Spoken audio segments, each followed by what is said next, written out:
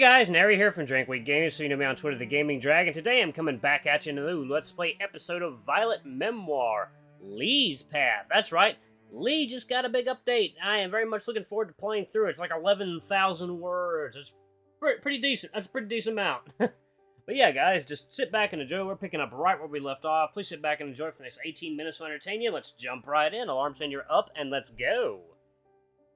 Okay, alright. I didn't even get a time for when we were meeting up. I'll have to ask her later. Walking outside, everyone besides Lily is waiting out there. No one's really talking, but that's not surprising after everything that's happened. Even if they don't think anything supernatural happened, I can't imagine their moods are exceptionally high. Oh man! Just wanted to say see ya and then I catch you whenever we decide to meet up next. Make sure you have fun at Papa Bear's place. I'd say let me know if anything fun happens, but I doubt he'd let anything slip.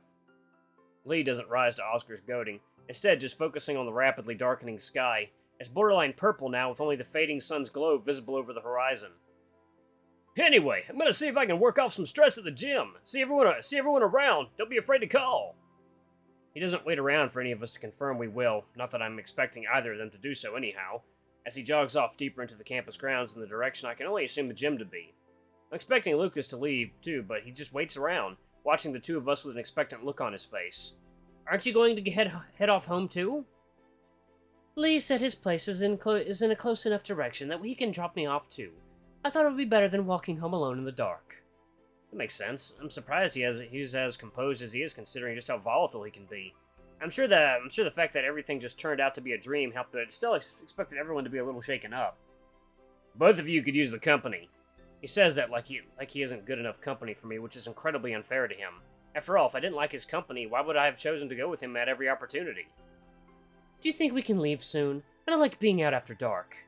Your roommate is home tonight, right? You can find some room at our place if you need it. He's there. I messaged him earlier. He said he'd put everything on hold, which really means no one wanted to come over tonight. I'll come along as well. I nearly jump as Lily speaks to me. I'd completely forgotten she'd been with me the whole time. My focus completely preoccupied with the guys. And my house is that way too, so we can form our own little squad back. Both Leigh and Lucas look approving of the idea, and I can't help but smile from crawling onto my face. We'd just gotten out of the place, and we were supposed to go our separate ways, but most of us just stayed together anyway. The walk back to my and Lucas's apartment building was mostly filled with Lily's continuously talking about anything that came to her mind, ranging from the project to her future plans for her cousin's wedding in 3 months. She'd mostly just monologued to herself with the rest of us listening. The only time any of us talked is when she decided to drag me into giving my opinion. I can't complain, though. With Oscar missing within the group, there's a lot less for her to work with, and if she wasn't trying this hard, we'd all just be walking in silence with our thoughts. Normally, I'd just talk to Leigh, but he's looking distant. I managed to catch glimpses of him looking my way, likely just to check up on me. His face looks like it's permanently fixed with a furrowed brow.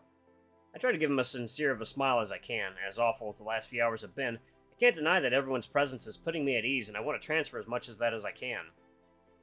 Wallace? Huh? Oh, sorry, I was zoning out. Uh-huh, right. She gives me a knowing look and flicks her eyes in Leigh's direction. I don't want to know what thoughts are going through her head, but the possibilities are making my face flush. Daydreaming about your new boyfriend you told me about. This causes a wave of surprise to spread across everyone's face, including my own. Leigh looks especially shocked and he breaks eye contact with me immediately. This is the first time I'm hearing about this. What? I don't have a boyfriend, I swear! Of course you don't. I'm kidding. You're too cute to go hunting after guys. I can feel a wave of relief crash through me, but it looks like Leigh's even more relieved than I am. But there's another emotion on his face, too. He looks conflicted. What were you asking about before? It wasn't too important. I was just curious where you went to school. We're the same age, but we didn't go to the same school. Oh, I just went to Everwinter East. We lived only a small walk away from the beach in East High. What? You're so lucky. I wish my school was next to a beach. She gives a pout, but it's hard to take seriously with the hints of a smile tickling the corners of her mouth. Can we get like a beach episode where everyone's in swimwear? I think that'd be great.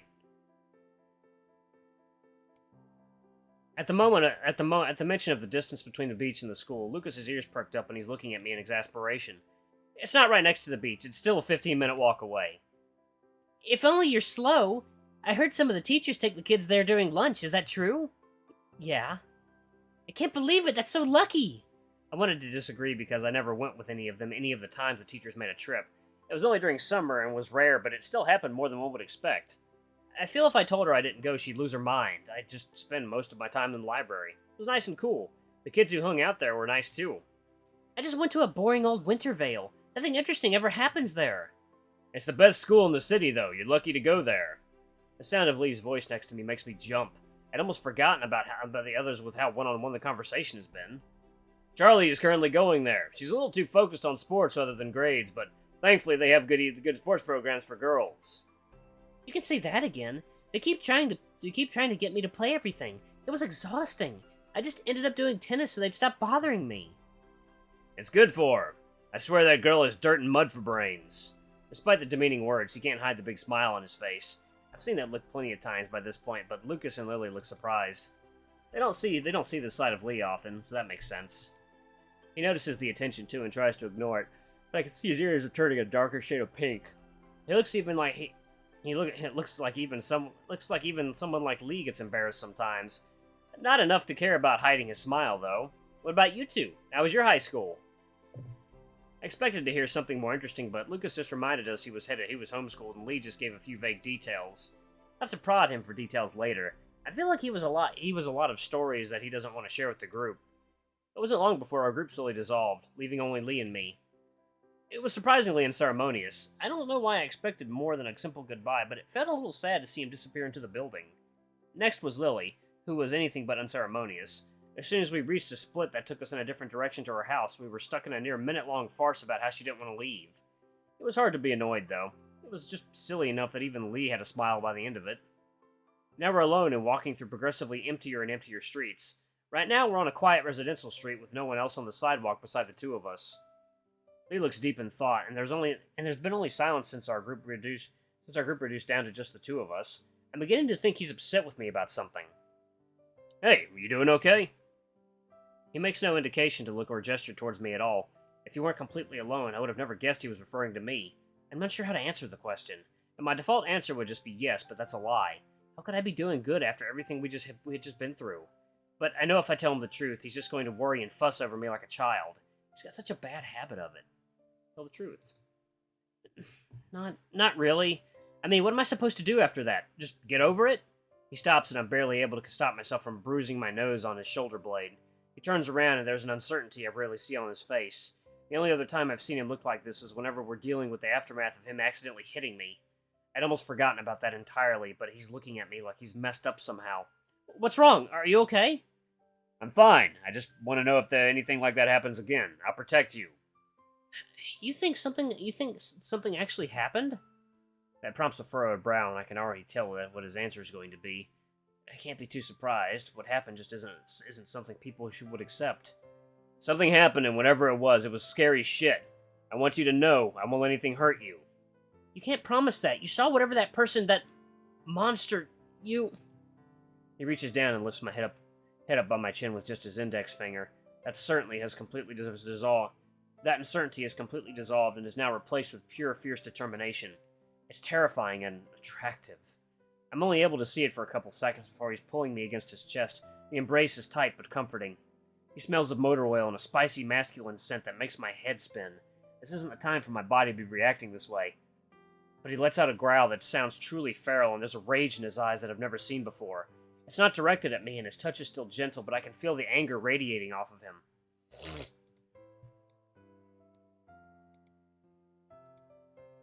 I like to see you try to lay a finger on you. It won't have an arm after that. I try to give him some kind of reply, something to express my gratitude, but my voice is caught in my throat. My chest is trembling and my breathing is shaky. After all the time we spent together, I thought I was finally getting over what happened, but this is bringing it back in waves, suffocating me. My solace is the warmth of the body next to me. Before I could even think about it, my arms wrap around his waist. My fingers are digging into the fur on his exposed midriff. The texture against my fingers is a reminder of how close we really are. Despite my tight grip and pinching claws, Leigh shows no signs of any discomfort. In fact, his only reaction is to place a hand on my head, running his fingers through my fur. It's okay to be afraid. I'm not a kid. Taking a final deep breath, I put some distance between us. I immediately miss the warmth as the light chill of the autumn wind blows against me, but I already feel that little spike of anxiety slowly sinking away. I thought he might be upset, but the only thing I can find on his face is a smile. There isn't even a hint of worry in his eyes. If anything, he looks a little proud. It's not childish to be scared. Shit was scary in there. I was scared too.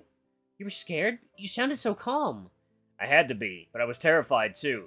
Being scared doesn't make you any less of an adult. So you'll stop calling me kid? I'll think about it, kid.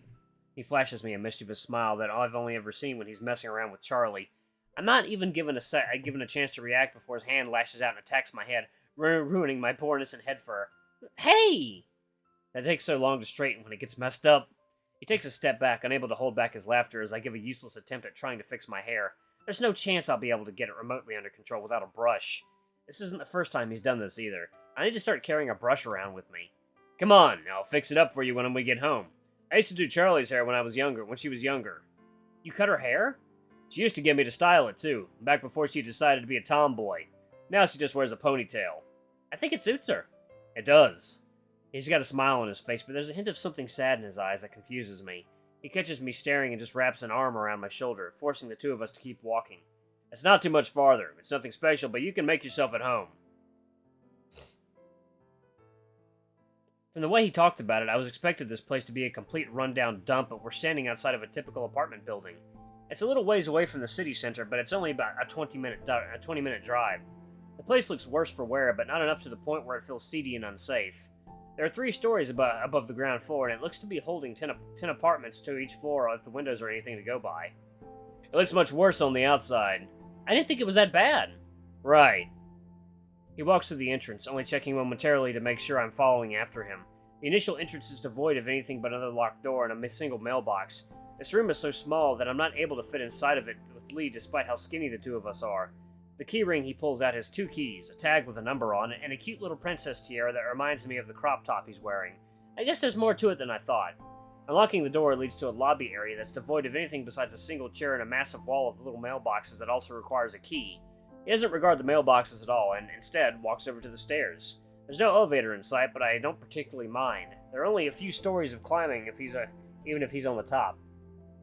Don't worry, we're on the next floor. Not too much further. It's fine. I'm used to walking around. My parents were always out of town on business, so I had to walk to school most days.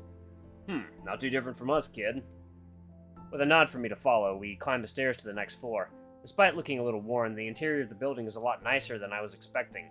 Even the carpeted floors are vacuumed and well maintained. The guy who owns the place is good people. He was willing to trust us with a good word from a friend. He cleans the place himself, and as long as you're not rowdy, he'll leave you alone.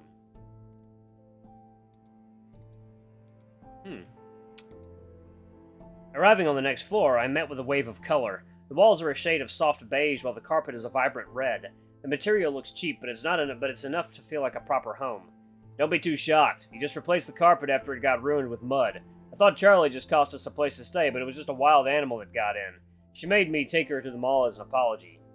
Their apartment is only two doors from the stairs. Despite having a number on the keyring, there's no labels distinguishing the doors at all. I'm expecting him to unlock the door, but he doesn't make any moves to pull out his keys. Instead, he just gives a little knock and shoves his hands in his pockets. He notices my gaze and simply quirks an eyebrow, though I can see the corners of his mouth twitch into a small smile. The lock's a piece of shit. Easier to get her to open it from the inside. We stand there for only nearly 10 seconds before the smirk on his face falls away and he knocks again, letting out a sigh. He doesn't look worried, more embarrassed than anything. After 10 more seconds, he covers his face with his palm and bangs on the door another 3 times. For his reaction, it's clear this is a common occurrence. Charlotte, let me in. We have a guest. The moment the word slips from his mouth, footsteps scurry from the other side, and there's an immediate rattle on the door as it's unlocked. It swings open with enough force to knock me off my feet if Leigh didn't stop it with a firm grab, making a loud clapping sound against his hand. His reactions are fast. I wouldn't have thought that in my dreams.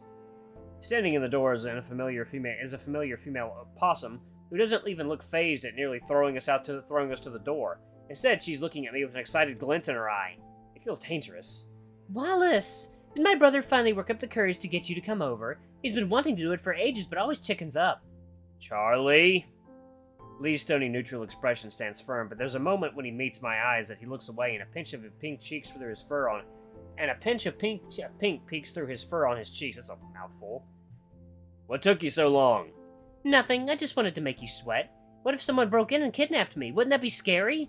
Despite giving a genuinely terrifying hypothetical, she's only wearing a massive grin on her face that reminds me of Oscar. She's full of just as much energy as the first time I met her. I'd be more worried about whomever took you. They'd be in more danger than you'd be. She only sticks out her tongue as a reply before turning her attention back to me, her gaze making me feel like prey to a large predator despite the two of us being the same height. I feel like she's about to sink her teeth in. Come in already. You two look like weirdos standing out there. She doesn't wait long for us to follow her instructions, instead opting to head further inside. If it wasn't for Leigh holding the door, we might have gotten locked out again. A sigh from Leigh brings my attention back to him and the exhausted look in his eyes. It doesn't seem directed at her. It's more likely just an accumulation of everything that's happened today. It's been a long day for all of us. Our eyes meet and the fatigue disappears, replaced by as convincing of a smile as he can manage. It's not very big, but it complements his handsome face. Guess first. Entrance to his apartment is a small hallway with a little enclave that houses a small stand for shoes, most of which are various different cleats for soccer. The entire top row is covered in them. Past that is the living room, which is just 2 sofas, a table, and a television. Nearby is a kitchen area, only cut off by a bench. When you come through the hallway, you can split off into either area. The walls are covered by numerous pictures of either of the two of them when they were younger, or what can I only assume are famous soccer players. Though it looks like there is some other sports mixed in as well. The only exception is a single calendar next to the kitchen. It looks carefully organized, with writing on nearly every every date. Most of it is just the schedule for many different sports events, but there's some more meaningful entries mixed in.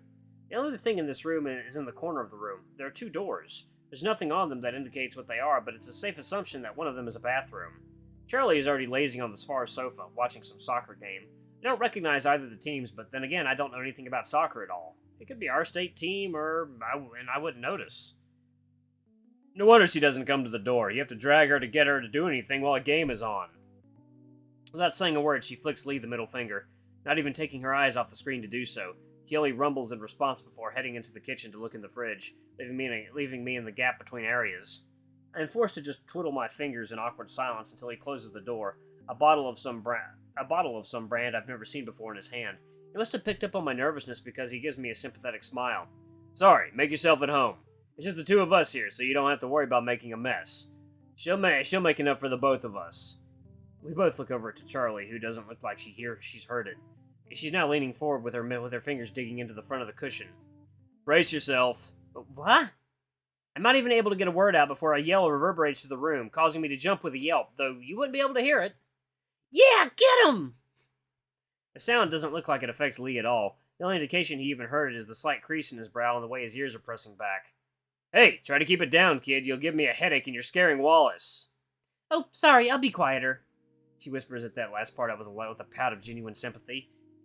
She even looks a bit embarrassed, which is a first for me. The 2 of them are similar in that regard. Something must have caught her eye, because something makes her light up and shift her attention from the game entirely. Leigh must have noticed too. He's staring at her with a squint of suspicion. I thought you were watching the game.